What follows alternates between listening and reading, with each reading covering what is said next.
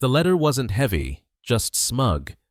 Glossy envelope, gold-embossed HOA logo, tucked under my welcome mat like a threat with a smile. I'd just finished watering the flower beds when I spotted it, half hidden like it didn't want to be caught in the act. My shirt stuck to my back from the heat. The hose still dripped into the grass while I stood there, reading the words that would kick off everything. Notice of non-compliance. Exterior paint selection does not conform to street cohesion guidelines. Street cohesion guidelines. I read it twice like maybe I was missing a translation. My name's Daniel Voss, 37. Divorced, no kids. I bought this house 2 years ago in a suburb called Marigold Crest, the kind of neighborhood where driveways gleam and lawns look like golf courses, even if half the residents can't mow their own grass without throwing their back out. I was one of the youngest homeowners on my cul-de-sac, and I liked it that way. Quiet, predictable, no college parties or street racers revving engines at midnight. But this was the first time I realized predictable didn't mean peaceful. I'd painted the house myself, not to save money, I could have hired someone, but because there was something grounding about it. After the divorce, after the months of paper trails and dividing furniture, I needed a project that didn't involve lawyers or joint accounts. The old beige paint had been flaking off in strips, like the house was shedding a past it didn't like. So I went with something cooler, calmer. A soft slate blue. It wasn't neon, it wasn't graffiti. It was the kind of color you'd see on coastal homes or tucked away lakeside cabins. I thought it looked sharp against the white trim. Peaceful, even. The HOA, apparently, thought it looked like rebellion. I brought the letter inside and dropped it on the kitchen counter next to yesterday's junk mail. The fridge buzzed like it always did when the compressor kicked in. I leaned against it and reread the notice. Your property does not match the cohesive visual tone of the neighboring residences and may devalue the perceived aesthetic integrity of the block. They were serious, or at least they wanted me to think they were. The kicker came 2 lines down. Please repaint your exterior within 21 days of receipt of this letter to comply with Section 7B, or fines will be assessed at a rate of $150 per day. I let out a slow breath and stared out the window. My neighbor, Jerry, was power washing his driveway again for the 3rd time that week. Across the street, Clara's tan stucco house sat like a desert monolith under the sun, identical to the one beside it, and the one beside that. Beige, beige, beige. Maybe that was the problem. Maybe I dared to interrupt the sandcastle parade. That night, I pulled out the HOA welcome packet I'd been given when I moved in. It was buried under warranties and tax files, but I found it, eventually, a blue binder with laminated pages and too many tabs. Section 7B. Exterior Color Guidelines. It was vague, intentionally so. Words like harmony, street tone, and appropriate neighborhood palette floated around like vague threats. Nowhere did it say blue was banned. There wasn't a list of approved colors, just a few sample photos, every one of them neutral, forgettable, beige. But there was this line at the bottom. All exterior modifications, including repainting, must be approved by the Architectural Review Committee prior to implementation. And there it was. My mistake. I never asked. The next morning, I went to the HOA office in the clubhouse near the entrance of the neighborhood. It sat behind a man-made pond with plastic ducks and a fountain that hadn't worked in months. The receptionist's nameplate said, Beth, and she gave me a practiced smile that never quite reached her eyes. I'd like to speak with someone about a repaint notice, I said, holding up the letter. Oh, she chirped. You must be Mr. Voss. Yes, we were expecting you. That stopped me. Expecting me? She clicked something on her monitor, Yes, the Architectural Review Committee brought it up at the last meeting. Your house is the only non-earth tone property on Bellrose Court. I gave a slow nod. Right, because blue is now considered offensive? She laughed politely. Well, it's not about offense. It's about consistency. I wanted to ask who elected them the gods of curb appeal, but instead I asked, "Can I speak with someone on the committee?" "Actually," she said, "Mr. Langston is available. He chairs the ARC." Of course he does. I knew Langston. He lived 4 doors down. Retired Army colonel. Always wore polos tucked into khaki shorts like he was still on base.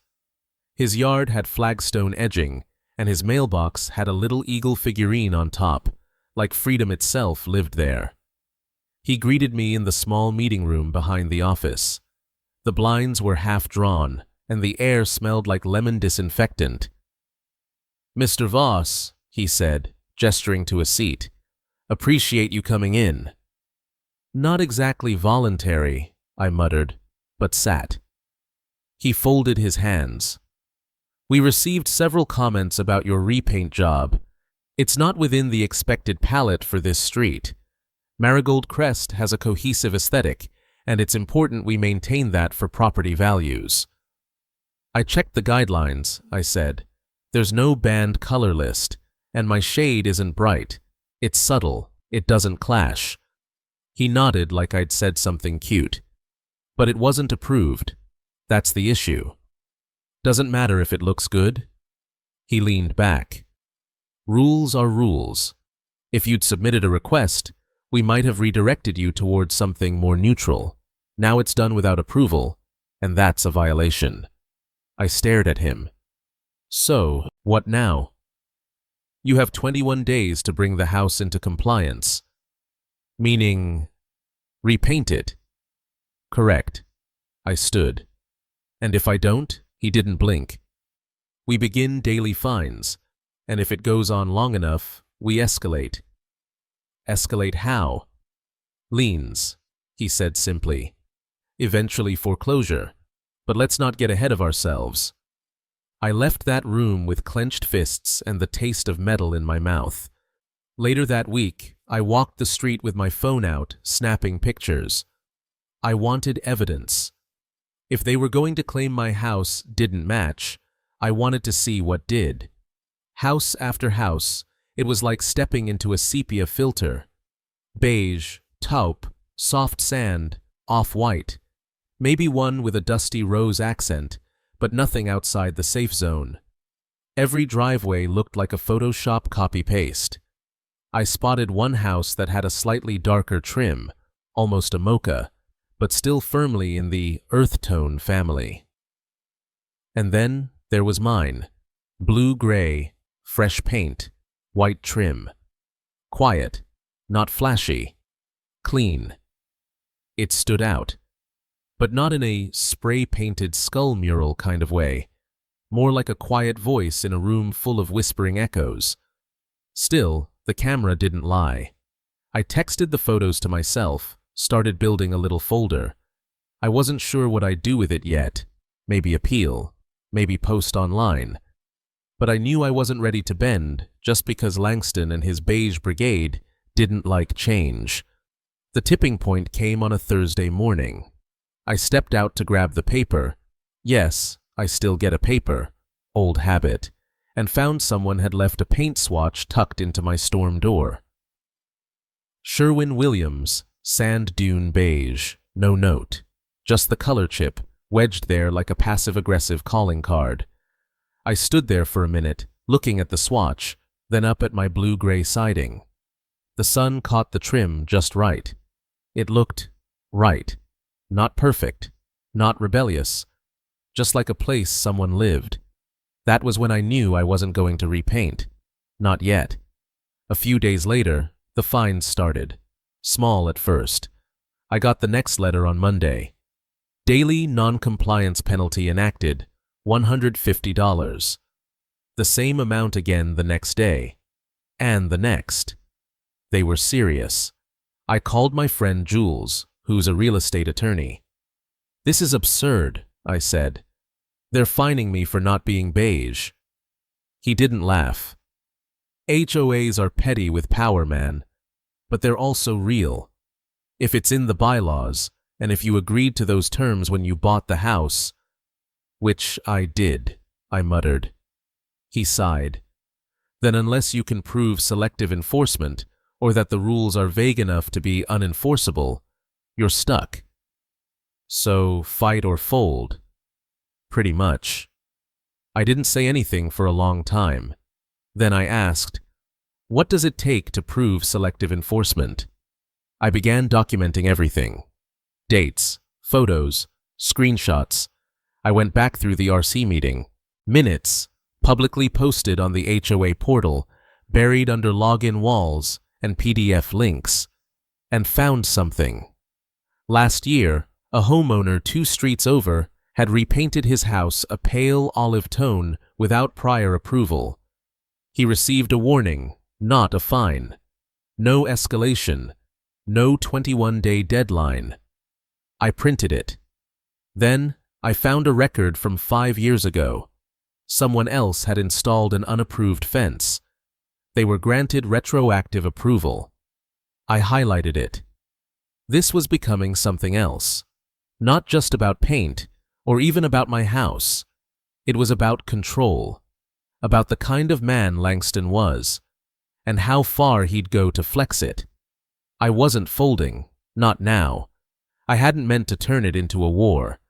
But once they started charging me by the day just to exist in my own house, it didn't feel like I had much of a choice. Each letter from the HOA came with the same sterile tone, the same corporate font, the same wording like a legal sedative. I kept them all. I scanned and filed them under a new folder on my desktop I titled Beige Gate. $150 a day.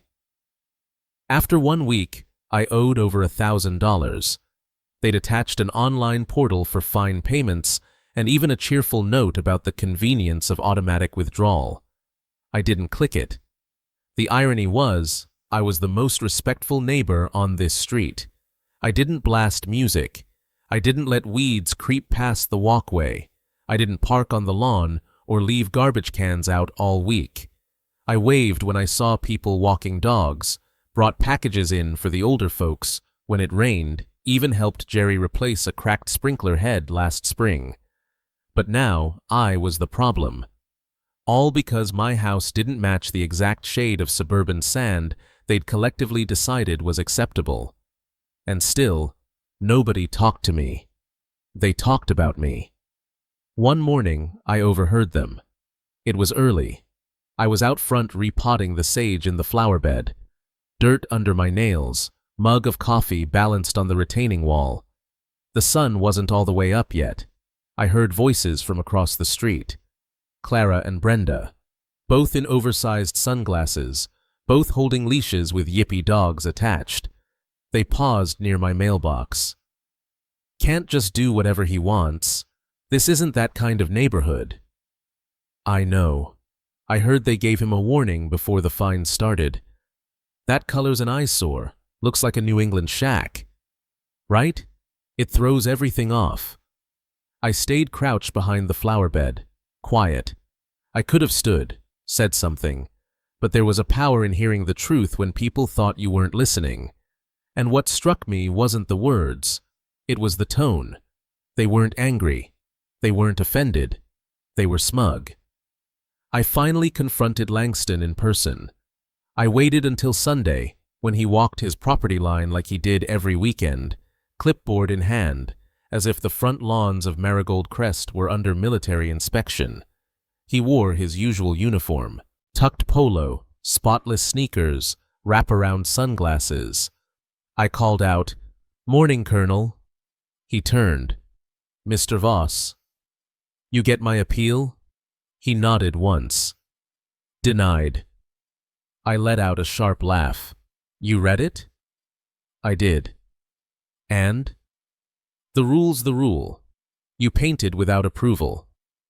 There's precedent for retroactive approval. I cited 2 cases. He removed his sunglasses. Neither of those involved color, and your shade disrupts visual cohesion. There's no palette listed, I said. No approved list, just vague language. That's intentional. Gives us flexibility. That's not flexibility, I said. That's subjective enforcement. He didn't flinch. You feel targeted, he said flatly. I stepped closer. I am being targeted. No, Mr. Voss. You're being corrected.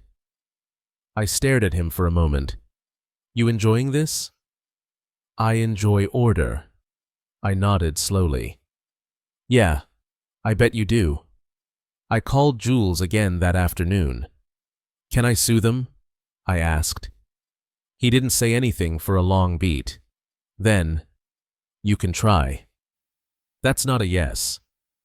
Dan, it's not a strong case unless you can prove discrimination, malicious intent, or pattern bias.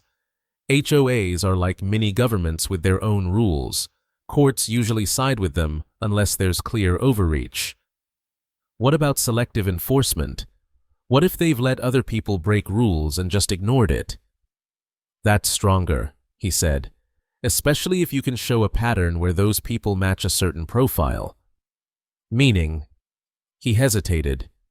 Older, long-time residents, friends of the board, people like Langston. I rubbed my forehead. So I need proof that they play favorites. You need at least one solid example. Best case, someone who's been allowed to do something similar and got away with it. So I started digging. And it didn't take long to find someone. Her name was Patrice. House 2 streets over. Retired schoolteacher, lived here over 20 years. Her shutters had been bright teal for as long as I could remember. I knocked on her door on a Thursday morning. She blinked at me. You're the Blue House. I grinned. Guilty. She smiled faintly, then motioned me inside. We talked for nearly an hour. I told her what was happening. She didn't seem surprised. They let me repaint my shutters 5 years ago, she said. Didn't ask, just did it. I got a letter too. But no fines? Nope. I called them and explained I couldn't afford to repaint again. They dropped it. I nodded. You still have that letter. She went to a drawer and returned with a thin folder. Inside was the exact warning letter I'd received, dated March 2019. Except hers ended with this: no further action will be taken at this time. I stared at it like it was gold. Patrice, I said, you just became my star witness. I put together a packet. Photos, letter copies, meeting minutes, Patrice's statement, a timeline of fines. I printed it all, added sticky notes, and labeled it Formal Appeal Chapter 2, Pattern of Selective Enforcement. I submitted it through the HOA portal and hand-delivered a copy to the office. Beth at the desk gave me a nervous smile. We'll let Mr. Langston know.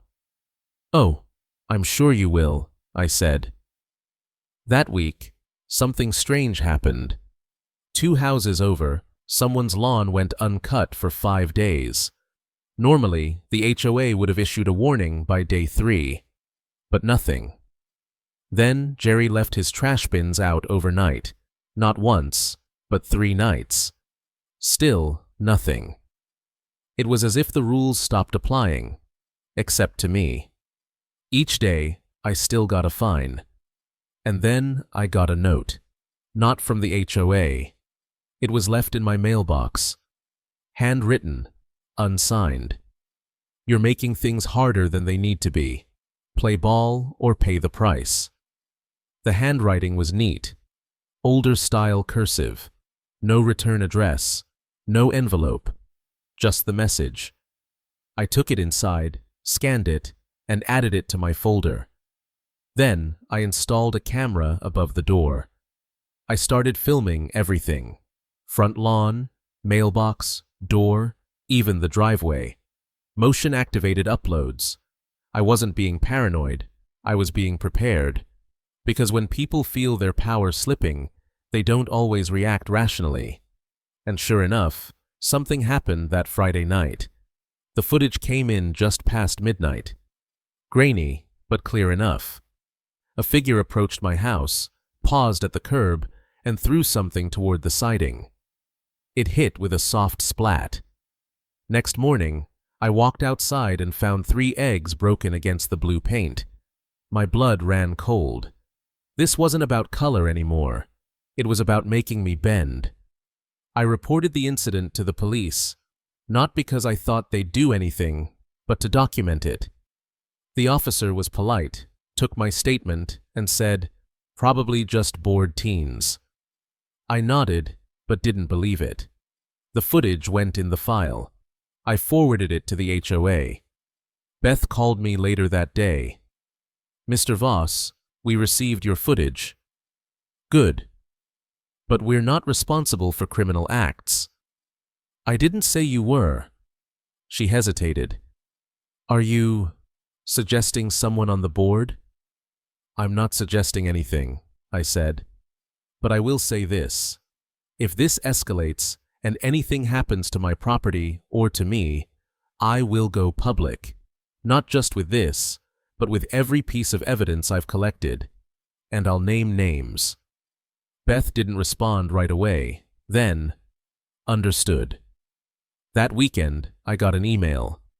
Subject line: Appeal reconsideration. In-camera review requested. Langston wanted to meet privately. We sat in the same conference room as before, only this time he didn't smile. "You've made your point," he said. "Glad we're speaking plainly now." He slid a paper across the table. "Compliance pathway. Visual modification compromise."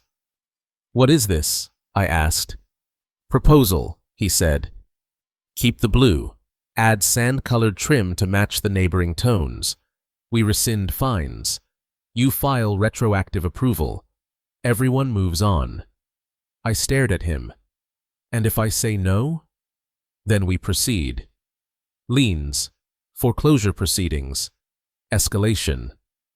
I folded my arms. "Why now?" "You're stirring things," he said. "People are noticing." "Good." Langston leaned forward. "We're offering you a way out, Mr. Voss. Be smart." I picked up the proposal and held it. Then I ripped it in half. "I'll repaint," I said. Langston raised an eyebrow. "To black."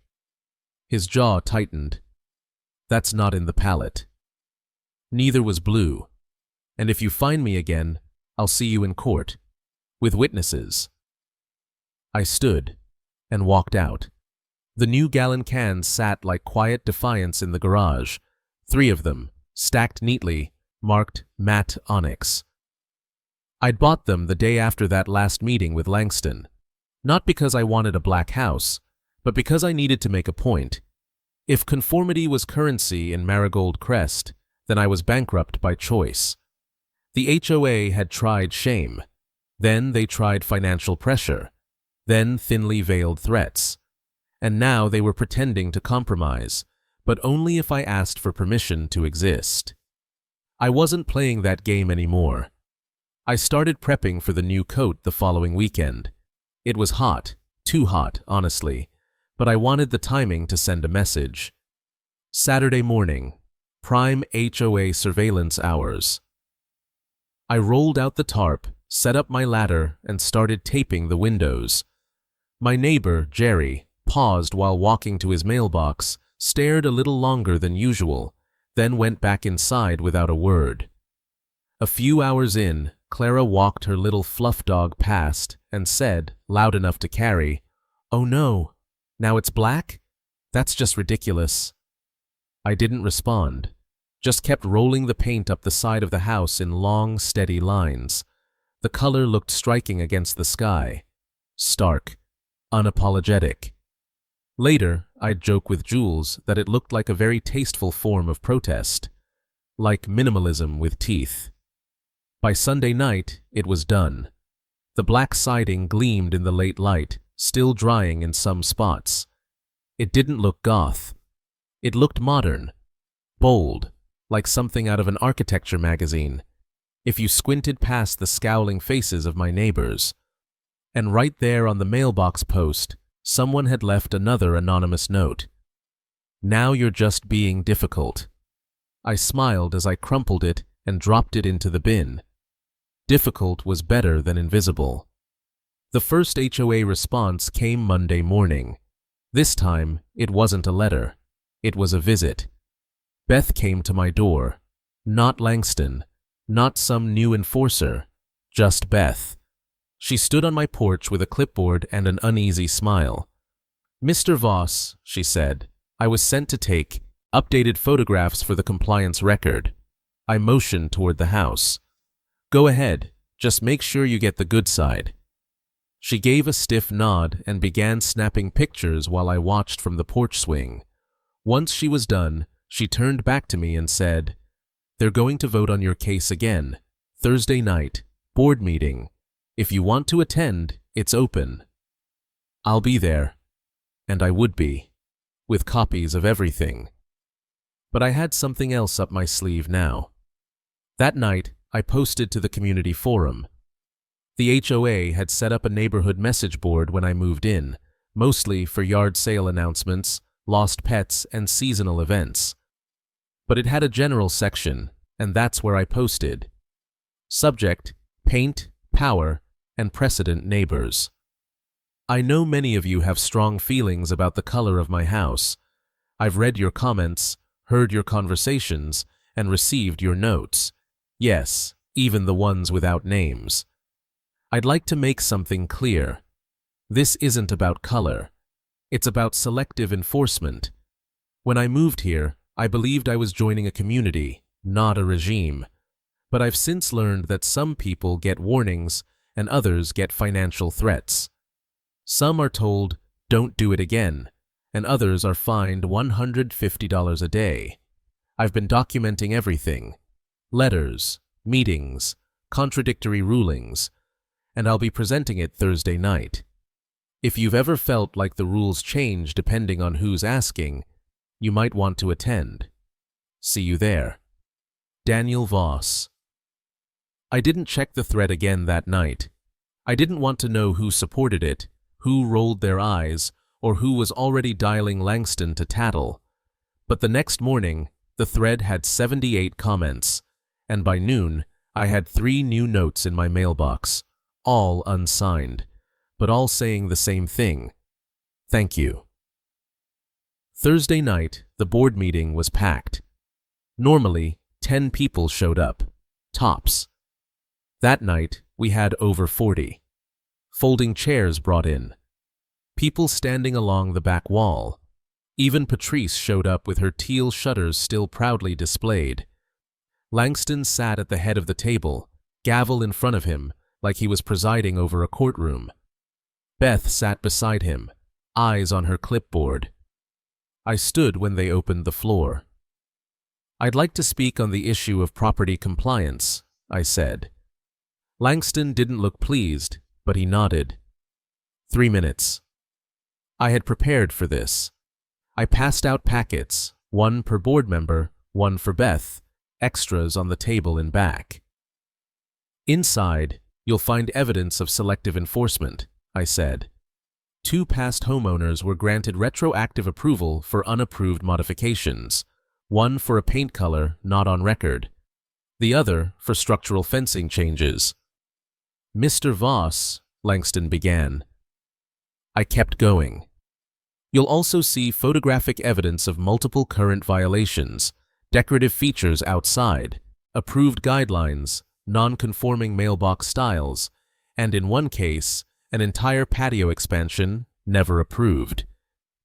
That got murmurs from the crowd. I turned to the room.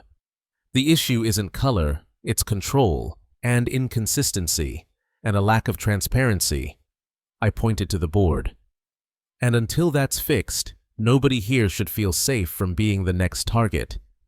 Langston reached for the gavel, but stopped, because the applause had started, not loud, but real, from Patrice. then Jerry, then half the room. After the meeting, 2 board members quietly approached me outside.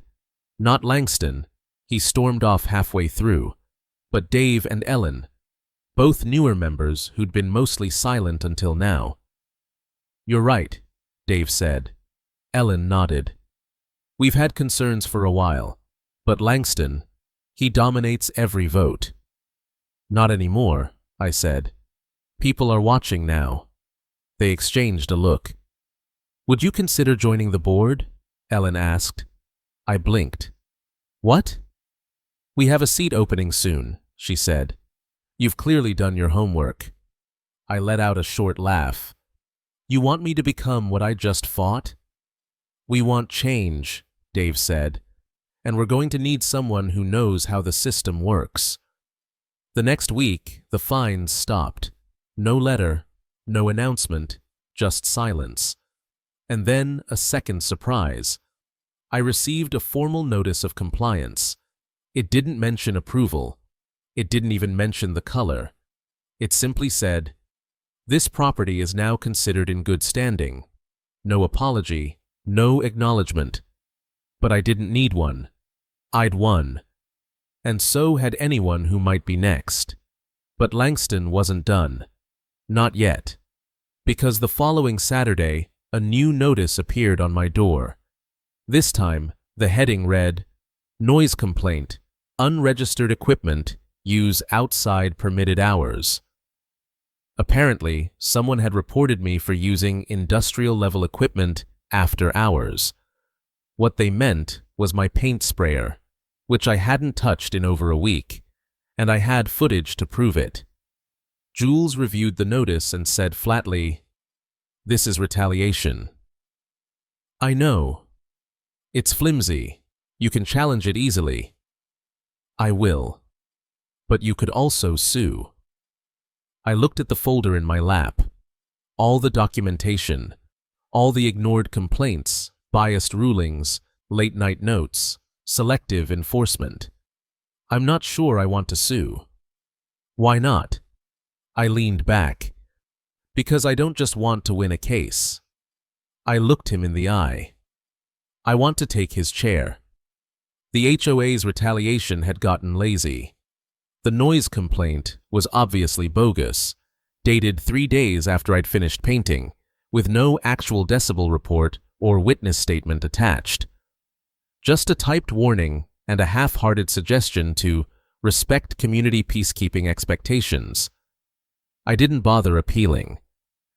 I posted the security footage of the offense on the community forum with a timestamp. My driveway, untouched, lights off, completely silent. The post got more likes than the spring yard sale announcement. Langston hadn't just lost control of me, he was losing the narrative, and he knew it. The next board meeting was different. Langston showed up late. He skipped the opening prayer. He didn't make eye contact with anyone as he sat down, his gavel clinking on the table like a limp apology. I sat 3 rows back with Patrice on one side and a guy named Tom, new homeowner, early 40s, 2 kids on the other. Tom had recently received a letter about his mailbox post being half an inch too short. He'd seen my posts and decided to start coming to meetings. During the open comment period, he raised his hand. "Just a question," he said. "What's the actual process for removing a board member?" You could hear the breath catch in Langston's throat. Beth looked like she wanted to crawl under the table. Dave, the quieter board member who'd approached me after the last meeting, cleared his throat and answered. "If a member has served more than 3 consecutive years, the board can vote to open a nomination process and put their seat up for election." Tom nodded. "And Colonel Langston's been serving how long?" Langston spoke for the first time. 13 years, he snapped. A murmur spread. I raised my hand. "I'd like to formally nominate myself for candidacy." Beth blinked. "You?" "Correct. I'll submit the paperwork by end of week." Langston stood so fast his chair nearly tipped. "This is absurd. He's only lived here 2 years. Dave leaned forward, unfazed. That's longer than one of our current members served before joining. Langston stared at him like he'd betrayed a blood oath. But the room? The room was watching me. Over the next 2 weeks, I walked the neighborhood like I was running for office, which, in a way, I was. Not shaking hands or kissing babies, but listening, taking notes, asking people how the HOA had affected their life. The stories poured out. A single mom on Marlowe Street who was fined for having a temporary carport during her garage remodel.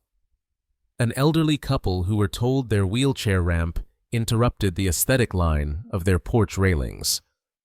A guy named Keith who said Langston once told him, word for word, "This neighborhood isn't built for creative liberties."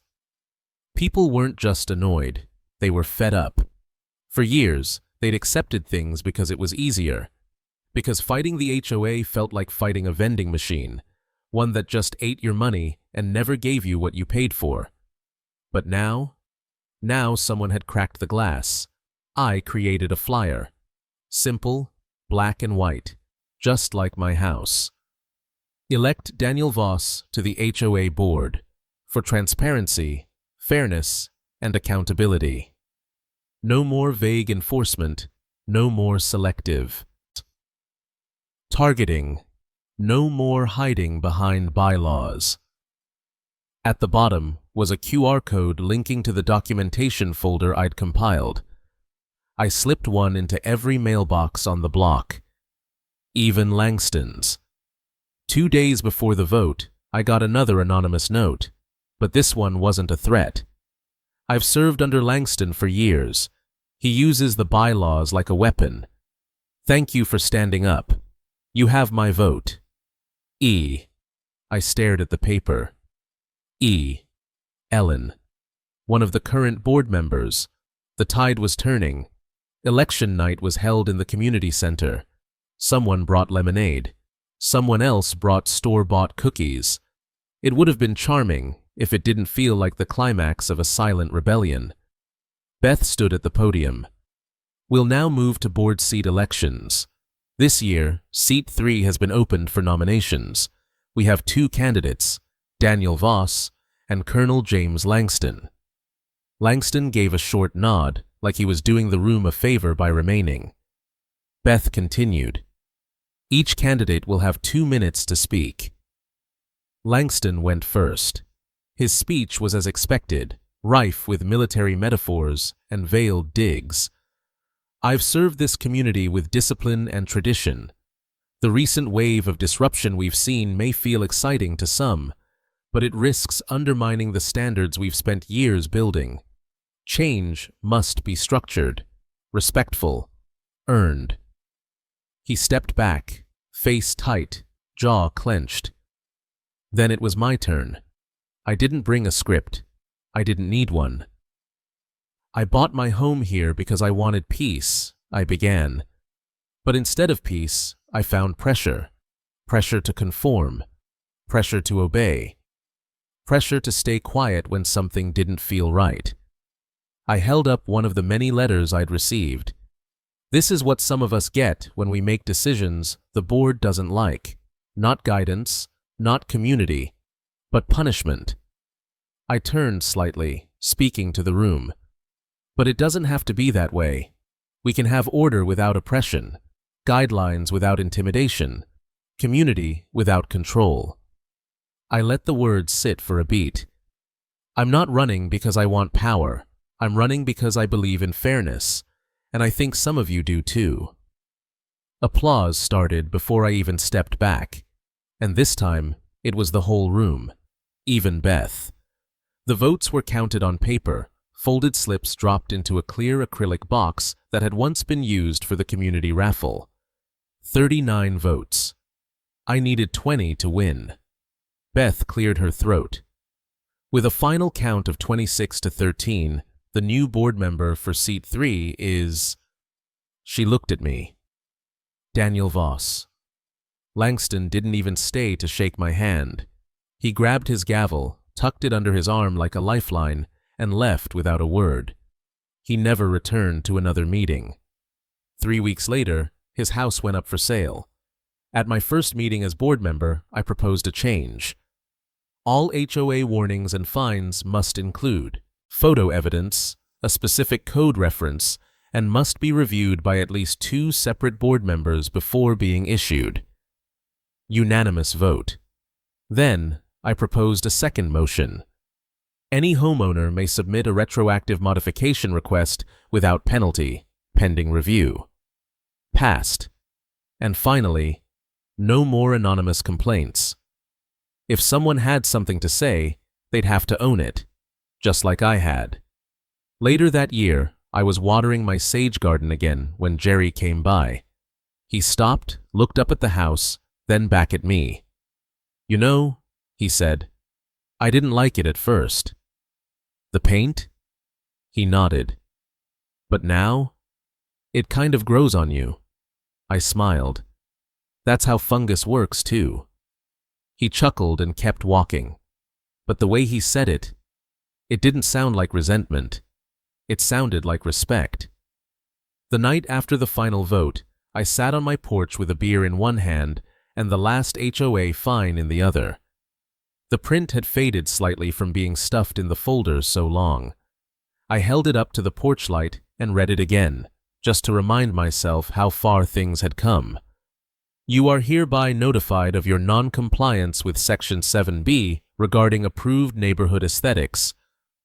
I could have burned it, tossed it into a fire pit with dramatic flair. But that felt theatrical. And this fight was never about theater.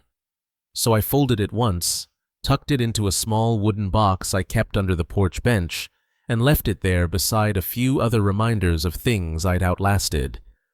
A photo of my ex and me at the county fair the year before the divorce, a cracked house key from the rental before this one, and now Langston's last piece of leverage. Every time I looked at that folded notice, I'd remember, some things are worth standing still for. The first few months on the board weren't easy. The boardroom didn't change just because I was in it. The language of policy still had teeth. The bylaws still loomed like scripture written in passive-aggressive font, and there were still members who resented my presence, quietly. But the atmosphere had shifted. Dave and Ellen both supported the reform agenda. Beth, surprisingly, turned out to be one of the strongest behind-the-scenes advocates for transparency once Langston was gone. She confessed during one private meeting that she used to hate sending out warning letters. "But he was persuasive," she said. "He made us feel like it was order or chaos." I didn't respond to that, because I knew what it felt like to be under that kind of quiet pressure. The kind that convinces you silence is easier than resistance. We implemented real change, slow but deliberate. 1. A community color guide. We created a real, tangible list of approved color palettes, but we didn't stop there. We made it opt-in. People could submit their own colors for approval with a photo, and any homeowner could challenge or support it during a 2-week review period. It wasn't about removing personality. It was about building consensus. And you know what? The first new submission after the change? A guy on Juniper Lane who wanted to paint his garage door slate blue. We approved it unanimously. 2. A first violation forgiveness policy. No more $150 a day threats on first offenses. Homeowners now received a courtesy notice, followed by a 2-week grace period and a personal conversation from a board member if needed. That one mattered to me, because I knew what it felt like to open your front door and feel like you were being punished just for existing. 3. Public board voting. We instituted visible, written votes at every meeting, names attached. If someone wanted to enforce a fine or reject a neighbor's request, they had to say it aloud in front of the community. It made some members nervous, but it made the rest feel seen. I wasn't the only new face on the board. Tom, the guy with the short mailbox, ran for the next open seat and won by a landslide. Patrice declined to run, but attended nearly every meeting, armed with peppermint candies and post-it notes of historical board missteps she remembered in incredible detail. June 2017, she once whispered during a meeting, Langston approved a 6-foot fence on Oakwood, said it was grandfathered in even though the guy was younger than the regulation. We checked the records. She was right. Langston sold his house 2 months after losing the election. A "for sale by owner" sign went up one morning, and by that afternoon it was gone. No goodbye, no handshake, just gone. Some said he moved to Florida. Others said North Carolina. I didn't ask. I didn't care. All I knew was that the HOA meetings no longer felt like tribunals, and my house still stood, blue, then black, then, eventually, something else entirely. 6 months later, I repainted. I didn't have to. The black had grown on me, and it had become kind of a statement, but it also felt like armor I no longer needed. So I went to the hardware store, and after standing in the paint aisle for nearly an hour, I picked a color called Pine Smoke Gray.